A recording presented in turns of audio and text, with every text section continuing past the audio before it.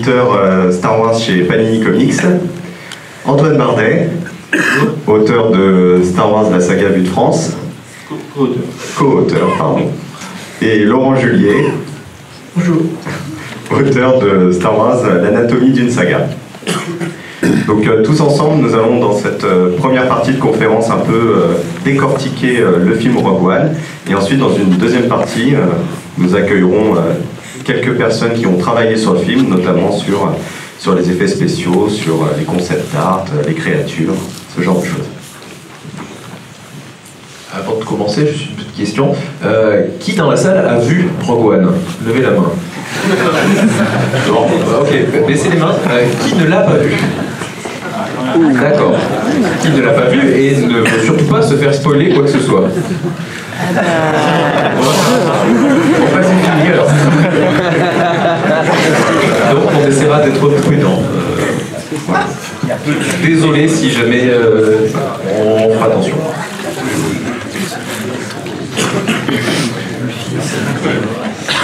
Alors ferme les yeux par contre parce qu'il faut les yeux.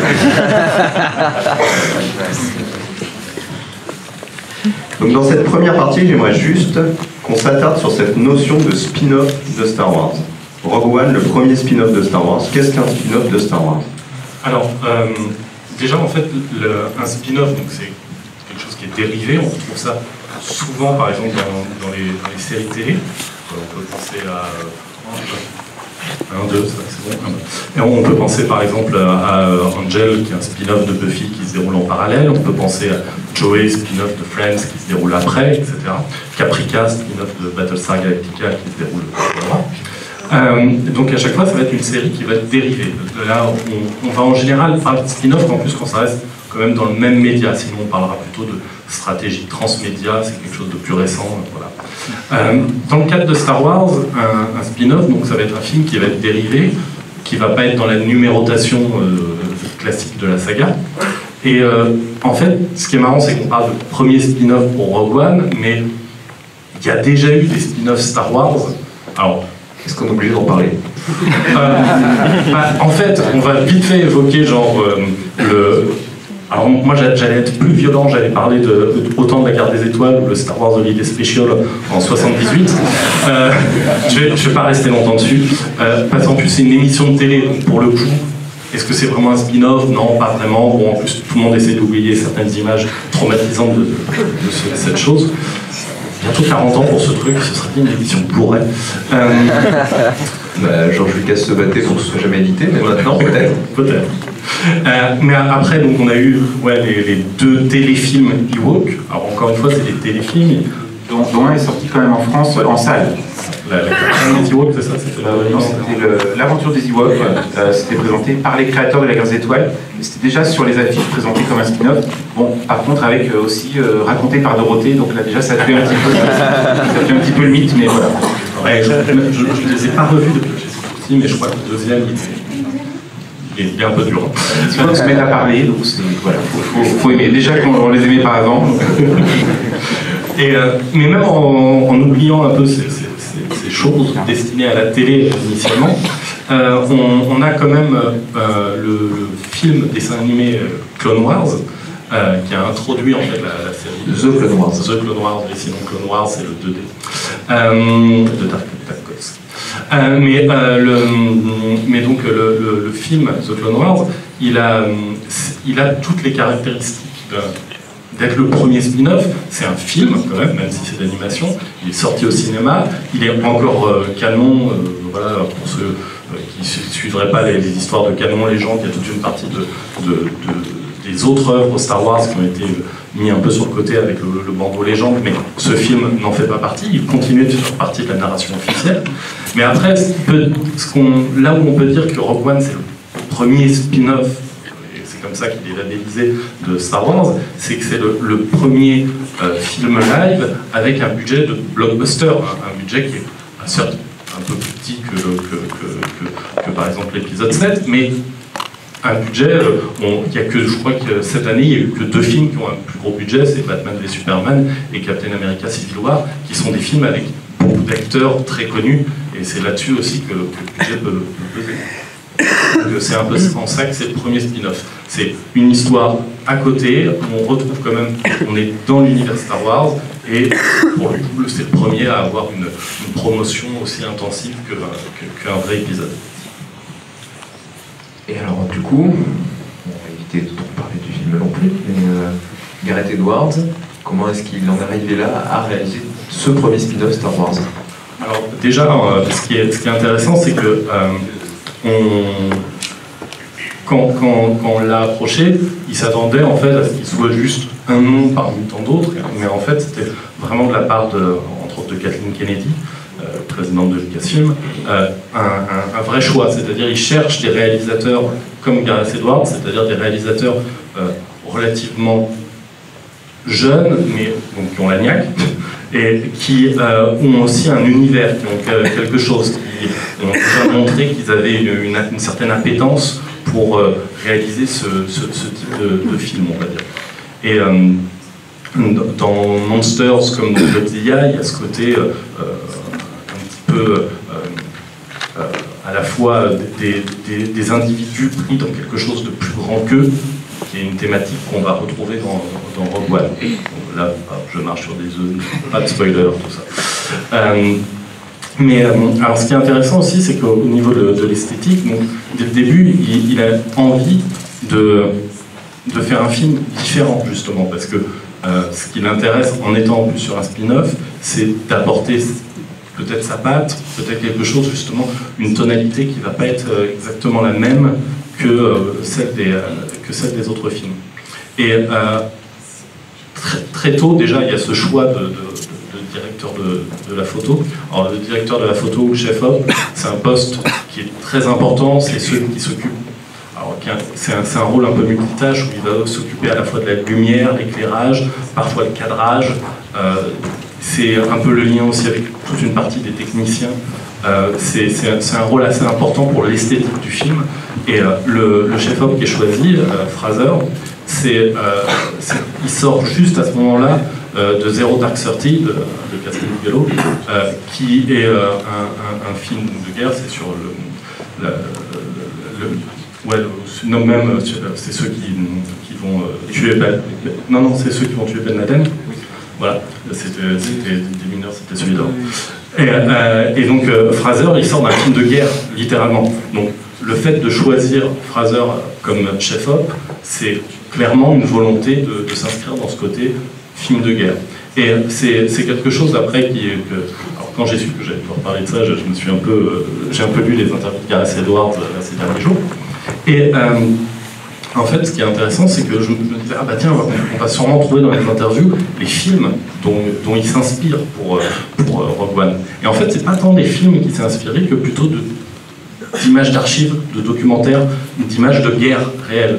Il a même fait une espèce de pré-montage avec du coup des séquences de guerre réelles et où petit à petit il rajoutait donc des images qui étaient en train de tourner pour se donner une idée du résultat final. Oui, ça c'est très intéressant parce que si vous, pour ceux qui connaissent Lucas, en 77 il avait fait, avant 77 il avait fait aussi un pré-montage pour la bataille aérienne avec des images aussi de combats aériens. Il les a mis bout à bout pour faire un pré-montage de la scène finale du Star Wars de 77. Et si je peux ajouter quelque chose, Gareth Edwards, parallèlement à ça, en même temps, il est resté aussi, il a un côté aussi assez gamin, mais dans le sens très positif du terme, c'est-à-dire il a voulu aussi, parallèlement à cette coloration du film dont parle très bien Aurélien, il a voulu aussi, il est arrivé avec sa liste, ce qu'il appelle sa liste comme dans le film Fanboys, avec tout ce qu'il voulait mettre dans le film, et puis il a demandé autour de lui, est-ce que je peux mettre ça et ça, bon, voilà, ça c'est... Alors, pour ceux qui n'ont pas vu le film, là c'est ce qu'on appelle des clins d'œil. Il y en a beaucoup. Et là où aussi il a été surpris dans ce qu'on l'a autorisé à faire, justement, c'est le fait qu'il a eu le droit de un peu laisser tourner la caméra, c'est-à-dire justement de pas... Alors il avait déjà son scénario voilà, un peu écrit, mais plutôt que de juste tourner les scènes du scénario et s'en tenir là, etc., il y avait un côté vraiment, bon, ben, on va tourner en plus, on va tourner ça pour la bande-annonce, on va tourner cette scène-là, oh, bah, tiens, là, ça a l'air sympa, tiens, on va voir ce que ça donne, on va continuer, etc. Un côté assez libre, en fait, dans la manière de tourner, ce qui a donné aussi l'occasion à des reshoots un petit peu plus longs que prévu, vu qu'on en a beaucoup parlé, etc. C'était de toute façon prévu. Maintenant, dans les gros blockbusters, c'est une étape qui est déjà budgétisée, qui est déjà planifiée.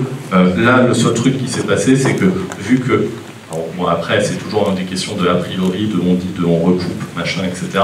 Mais de ce qu'on sait, les studios ont plutôt beaucoup aimé ce qu'ils ont vu en premier montage et ont décidé en fait de donner une allonge budgétaire pour justement permettre d'augmenter les temps de tournage pour augmenter le nombre de scènes à effets spéciaux, entre autres. Donc c'est typiquement le genre de truc qui est là parce que justement il avait ce côté très foisonnant dans sa réalisation.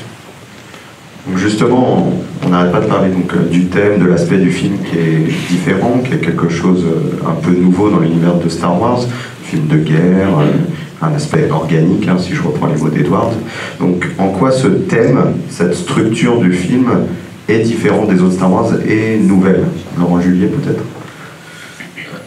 Donc la structure narrative du... Plus proche le micro.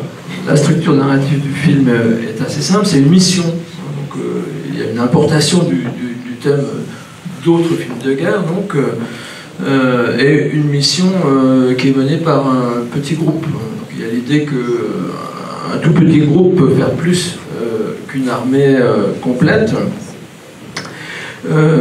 pour s'infiltrer discrètement dans un endroit très très surveillé. Donc, il y a beaucoup d'ancêtres dans les années 50 et 60. Hein. L'enfer est pour les héros, Attaque, ou bien il y avait toute une série télévisée américaine du milieu des années 60 qui était consacrée exclusivement à ce genre d'exploit qui s'appelait Commando du désert. La différence ici, c'est que l'ordre, il n'est pas extérieur, il est intérieur. C'est-à-dire que le petit groupe décide de lui-même, et non pas pour obéir à un ordre, de mener une action. Donc là, on peut penser à 300, par exemple, hein, où il y a un groupe qui montre l'exemple et qui finit par convaincre finalement le reste de l'armée que la décision d'agir de cette manière était la bonne. Ce qui était au départ une désobéissance ou un refus d'écouter les ordres devient quelque chose de désirable finalement. Quant à la structure narrative, elle est assez classique, c'est un double arbre couché en fait, hein, c'est-à-dire que un petit peu comme dans les 7 mercenaires, on fait d'abord connaissance avec les protagonistes séparément, ensuite les branches se rejoignent par groupe de 2 ou 3, ensuite on a une aventure, enfin on a un début d'aventure commun, donc avec le tronc d'arbre, et puis ensuite pour mener la mission à bien, il faut à nouveau se séparer. Et donc on a un montage alterné à la fin du film, comme on en a eu un au début. Donc c'est assez courant, mais c'est particulièrement symétrisé ici dans le film. Tu penses qu'il y a des thèmes abordés dans le film? Alors les thèmes, il y en a plusieurs, j'en ai noté 3. Il y en a un vraiment qui est très très présent. Je ou nous. Voilà. Est-ce qu'on parle à la première personne du singulier ou à la première personne du pluriel? Donc, est-ce qu'on est égoïste ou est-ce qu'on est altruiste? Est-ce qu'on pense à soi ou est-ce qu'on pense aux autres? Et là, je trouve que l'insistance sur cette tension, elle est très forte. Par exemple, l'Empire est présenté comme une entité collective égoïste.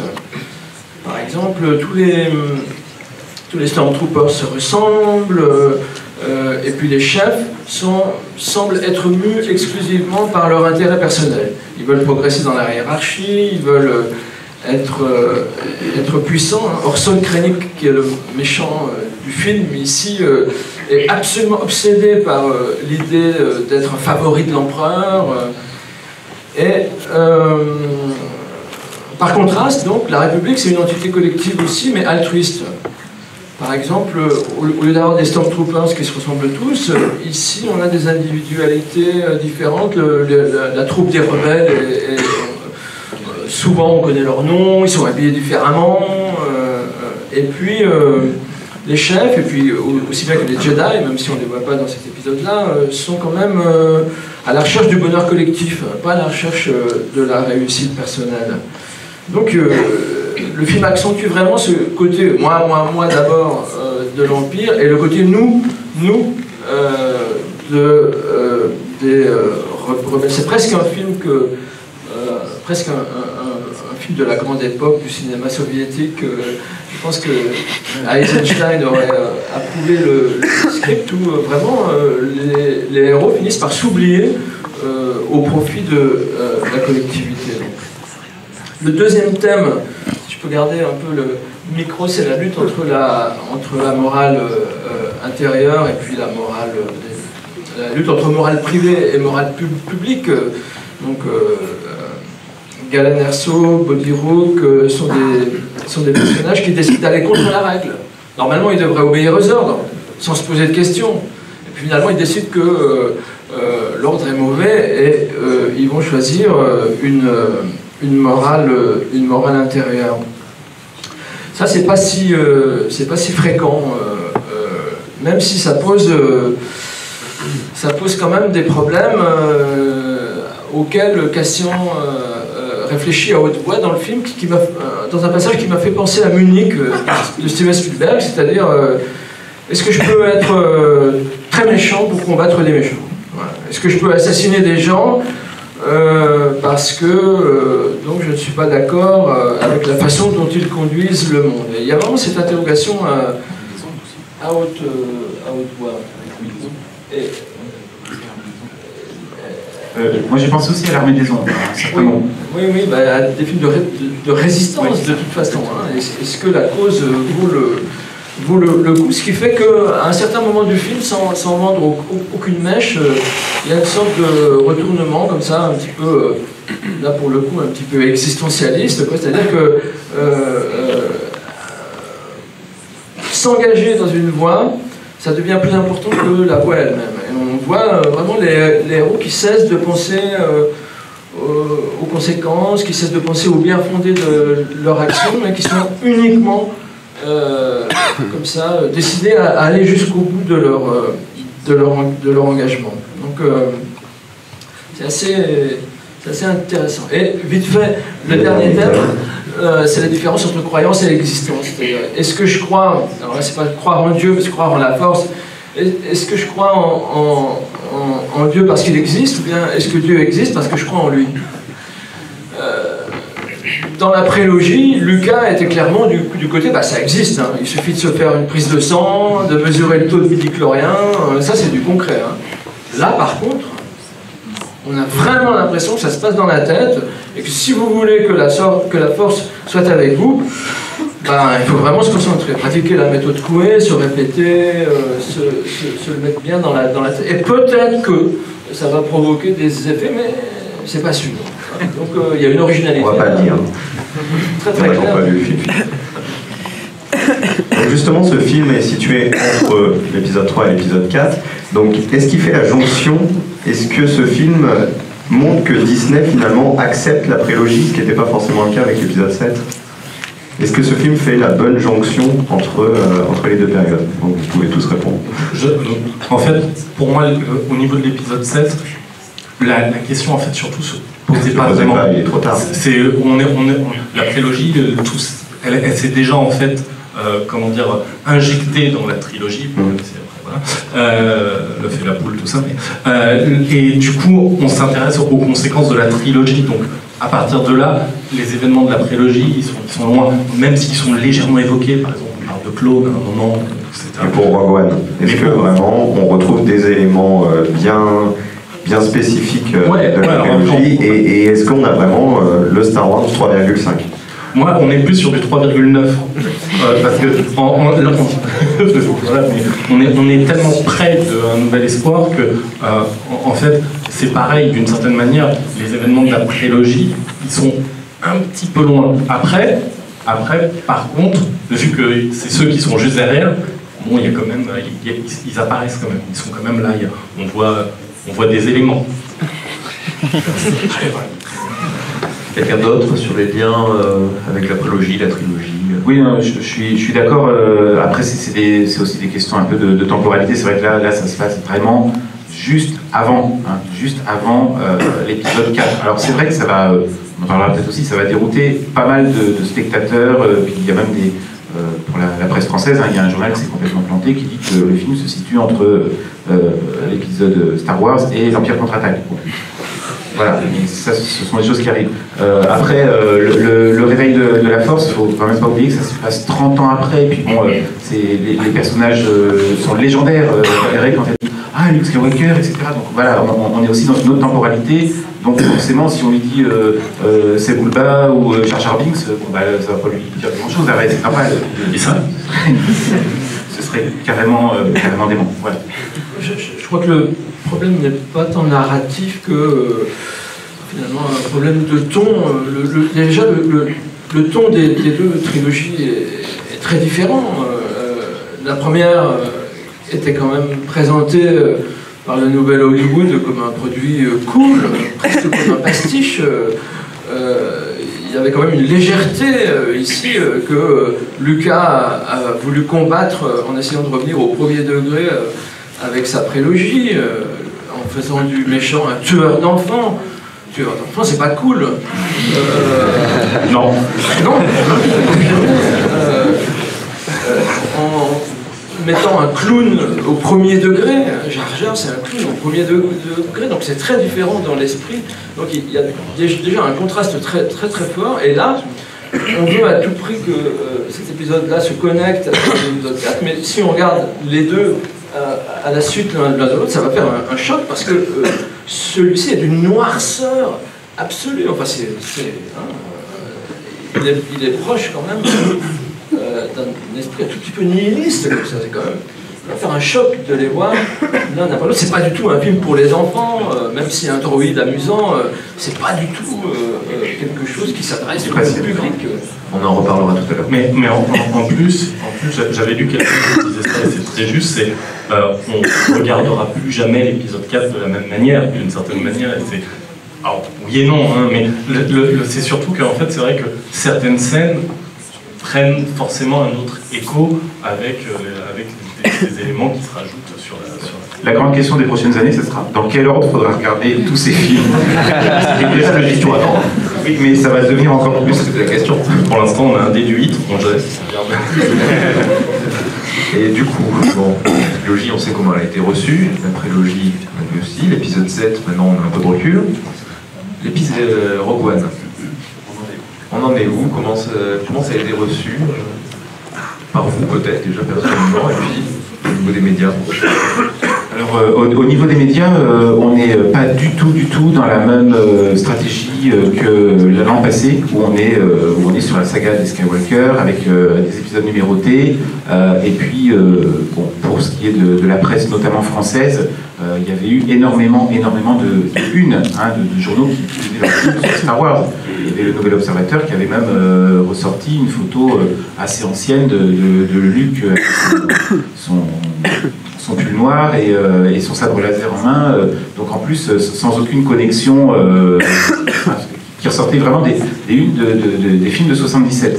Rien de tel là pour Rogue One, très peu de couverture française sur Rogue One de première page, bon, hormis VSD avec un médaillon à côté de Carla Bruni en bikini, donc bon voilà, c'est pour les collectors et pour l'anecdote. Et sinon des articles qui déjà voilà, ont eu du mal à saisir le concept de spin-off, de se positionner, une campagne d'affichage aussi dans les rues qui est beaucoup plus discrète que l'année dernière, et au niveau du marketing, Disney a aussi, comme l'année dernière, essayé de sortir les jouets en avance, avec un succès assez partagé, c'est-à-dire que, pour l'anecdote, il n'y a pas eu un respect total des magasins de l'embargo, ça a fait des histoires, il y a eu des punitions, il y a eu des représailles, etc. Voilà, niveau merchandising. Voilà ce que je peux dire. D'accord. Et alors, le film, vous, comment vous l'avez reçu et comment vous l'avez vu? VO, VF, 3D Je l'ai vu en VO 3D, c'est très perturbant. Il y a des sous-titres flottent en permanence. L'espace entre les acteurs, c'est un peu étrange. Cela dit, mon sentiment, c'est que la sobriété stylistique relative, bien sûr, il s'agit quand même d'un blockbuster de science-fiction, mais la sobriété stylistique, une fois, est plutôt bienvenue.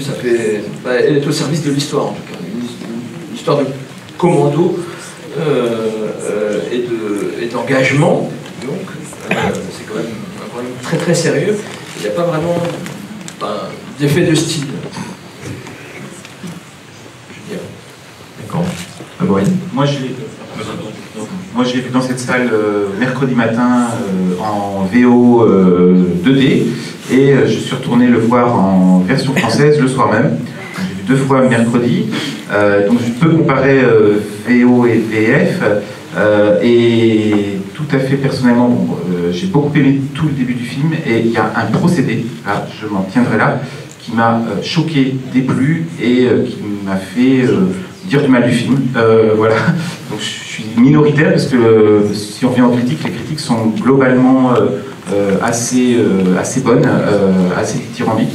Mais plusieurs critiques, dont notamment Le Monde, Libération, reviennent sur ce procédé que je ne dévoilerai pas pour ceux qui n'ont pas vu le film, parce que ça fait partie en plus de la stratégie anti-spoiler de Disney, mais ce procédé, je l'ai trouvé déloyal, même si techniquement il est très au point, déloyal de ne pas en parler avant, publiquement. Voilà ce qu'on va faire, on va utiliser un procédé qui, au niveau de l'éthique et de la morale, m'a posé beaucoup de questions. Voilà. Je rebondis 2 secondes sur la critique du Monde, parce que elle m'a vraiment saoulé. Voilà. je vais le dire comme ça. Non, mais en fait, c'est même pas une question d'être d'accord ou pas, c'est du Monde. C'est qu'en fait, la critique, en tout cas celle que j'ai lue, ne parle pas du film, en fait. Elle parle que de budget, d'études de marché, etc. Alors que c'est un vrai critique de cinéma, pour le coup, mais c'est un peu comme s'il refusait au film, justement, d'avoir le droit à une critique. C'était, ah non, c'est juste un produit, etc. Il y avait une espèce de dédain assez marqué. J'ai un peu l'impression qu'on est revenu, pour le coup, 20 ou 30 ans en arrière, à une époque où la pop culture était regardée de loin. J'avais l'impression que ça avait quand même un peu changé, a priori, pas chez tout le monde. Voilà. Donc, après, c'est une production Disney, un Star Wars, donc il y a ouais, le merchandising. Non, mais c'est très intéressant à analyser. Je dis pas, moi-même j'en ai parlé tout à l'heure, je parle du fait que après pour les reshoots, il y a une allonge de budget, il y a plein de choses à en dire, mais le fait est que on peut mélanger blockbuster et politique d'auteur, justement. Et je trouve que, alors moi, mon avis, justement, sur Rogue One, il est très bon, mais pas forcément dithyrambique. Par exemple, j'ai préféré Le Réveil de la Force. Voilà. Moi, je fais pas partie de ceux qui critiquent Le Réveil de la Force. Je l'adore à 100%, le film, donc voilà. Mais Rogue One, je l'ai trouvé très bon. Je lui trouve des défauts aussi.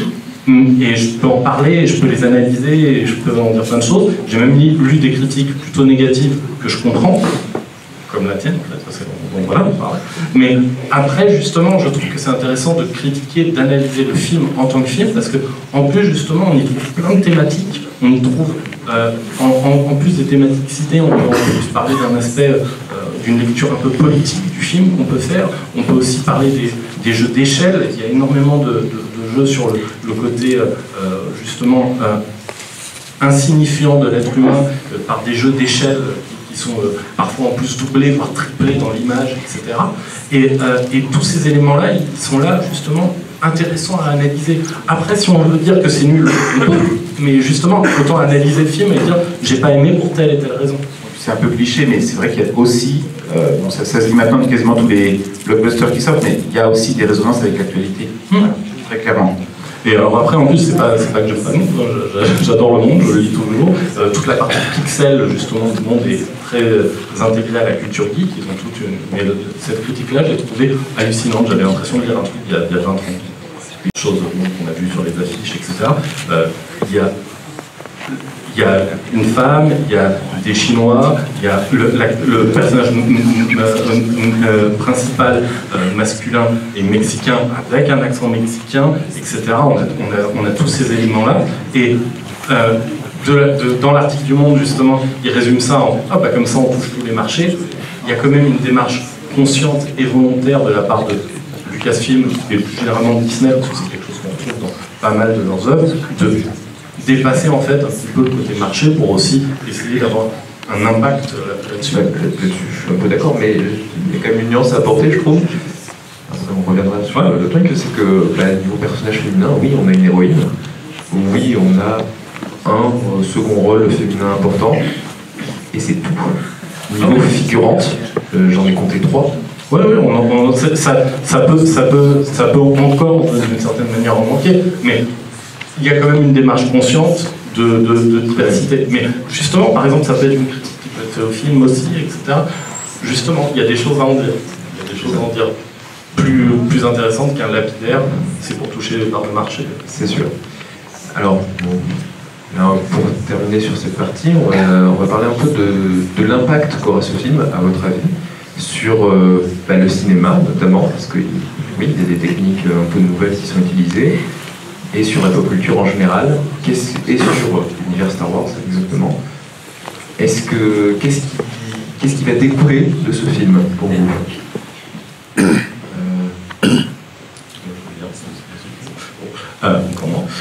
Moi, je pense déjà qu'aux premiers chiffres là, qui sont tombés, par exemple aux États-Unis, alors déjà les premiers chiffres en France d'entrée étaient bons, mais les premiers chiffres, là, les premiers qui tombent, qui sont ceux des previews du jeudi soir, sont les meilleurs de l'année, donc ils sont devant Batman et Superman, devant Captain America Civil War.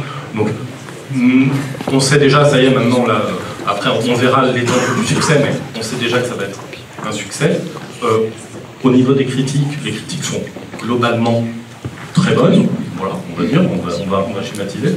Et du coup, d'un point de vue critique, d'un point de vue économique, le film coche les 2 cases. Donc, le pari du spin-off, il est rempli. À partir de là, du coup, ça légitimise en fait déjà cette alternance entre les épisodes de la saga et les spin-offs. On aurait pu imaginer un plantage, oui, ça aurait pu, hein. Maintenant que c'est lancé, on se dit bon bah non, c'est rare, c'est pas ici, ça aurait pu. Et avec un plantage là, avec un 3e spin-off qui pour l'instant n'est même pas encore défini, on aurait pu imaginer qu'il aurait été mis de côté, puis oublié petit à petit, etc. Là maintenant, on sait que ce ne sera plus le cas, on sait qu'après ces 3 spin-offs déjà annoncés, il y en aura sûrement d'autres. Voilà, pour moi le premier impact il est là-dessus, il est sur le fait que vu que le pari est réussi, ça ouvre la porte à d'autres choses. C'est presque l'âge adulte du blockbuster de science-fiction. Il reste encore des scories, comme par exemple les torrents musicaux chers à George Lucas. Hein. C'est presque l'idée du 100% musical qu'on trouvait à Hollywood au début des années 30. Donc là, il y a encore un petit côté pastiche ou exagéré, etc. Mais les problèmes abordés, la façon de les traiter, on peut vraiment dire là que la distinction entre films d'auteur qui traitent de questions importantes et puis films blockbuster faits pour être consommés dans des multiplexes quand même commence à avoir du plomb dans l'aile et que des films comme ceux-là vont dans ce sens. Une autre chose aussi, c'est que la distinction entre films d'animation et films en prise de vue réelle tend de plus en plus à se brouiller. Et là, par exemple, un acteur n'a plus besoin d'être en vie ou n'a plus besoin d'être jeune pour jouer. C'est pas grave, s'il est mort, on peut quand même le mettre au générique. Donc, voilà, c'est quand même... il survit comme survit une marionnette ou un dessin d'un film d'animation, donc c'est un peu fascinant, évidemment, dans le cadre de l'histoire du cinéma, de voir de tels prodiges.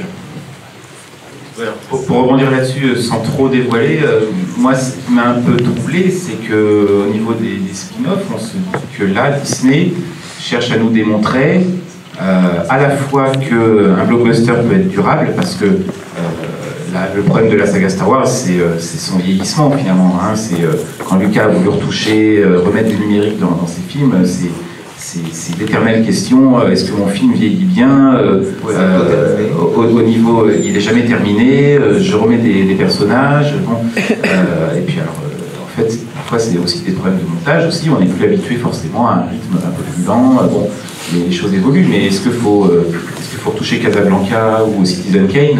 C'est une question vertigineuse. C'est des films qui se situent, qui se suffisent à eux-mêmes, c'est très bien comme ça. Bon. J'ouvre pas ce débat-là, même si j'aimerais bien revoir un jour le Star Wars que j'ai vu en 77 sans aucun effet spécial. Bon.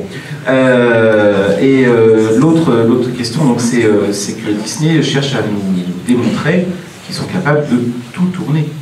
C'est ça qui est vertigineux. C'est-à-dire que si ils veulent faire un épisode se situant entre Un Nouvel Espoir et l'Empire contre-attaque, entre l'Empire contre-attaque et le Retour du Jedi, qui ne soit pas un plan fixe sur Yann Solo en carbonite, ils sont capables de le faire. Voilà, ils sont capables de faire ce qu'ils veulent.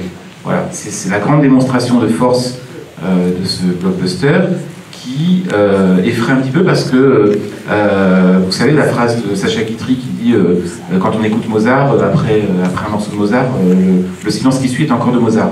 La Guerre des Étoiles, quand on l'a connu tout petit, il fallait attendre 3 ans, et puis les espaces entre les films, c'était comblé par des comics si on voulait, puis sinon c'était l'imagination au pouvoir.